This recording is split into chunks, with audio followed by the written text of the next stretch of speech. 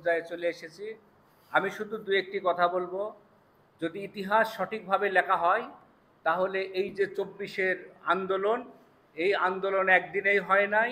এই আন্দোলনের পিছে গণতন্ত্র মঞ্চের বাংলাদেশের শ্রেষ্ঠ পর্যায়ের ভূমিকা ছিল বলে আমি বিশ্বাস করি।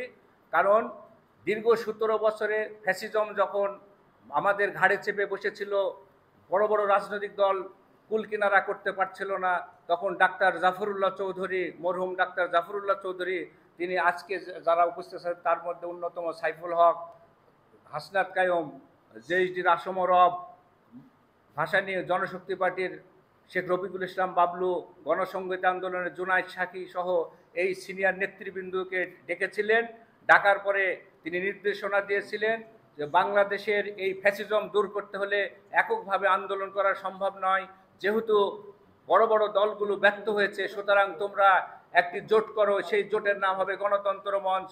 ২০২২ সালে এই গণতন্ত্র মঞ্চ প্রতিষ্ঠা পাওয়ার পর থেকে রাজপথে যে আন্দোলন গড়ে তুলেছিল, সেই আন্দোলনের ফলশ্রুতিতেই আমি মনে করি বাংলাদেশের যে গণবিপ্লব, গণ অভ্যর্থন হয়েছে, সেই গণ অভ্যর্থনের পিছনে অন্যতম শক্তি হিসাবে কাজ করেছে গণতন্ত্র মঞ্চ।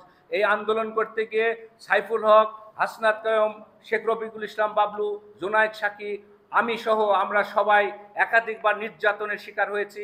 অনেকে কারাগারের, কামাল উদ্দিন পাটোয়ারি সহ অনেকে আমরা নির্যাতিত হয়েছি, পুলিশের লাঠিপিটা খেয়েছি, তৎকালীন ফ্যাসিস্ট আওয়ামী সন্ত্রাসীদের দ্বারা আক্রমণের শিকার হয়েছি, এমনকি বিনা অপরাধে আমরা দীর্ঘদিন অনেকেই কারাবাস বরণ করেছি।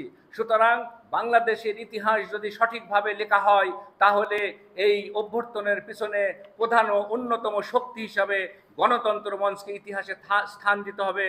তাই আমি বলতে চাই, গণতন্ত্র মঞ্চ চাই বাংলাদেশ একটি শোষণমুক্ত, দারিদ্র্যমুক্ত, বঞ্চনাহীন, সম অধিকারের ভিত্তিতে একটি সুন্দর রাষ্ট্র ব্যবস্থা গড়ে উঠবে, সেই লক্ষ্যে আমরা কাজ করে যাব।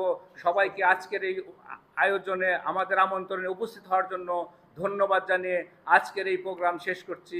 আসসালামু আলাইকুম ওয়া রাহমাতুল্লাহ।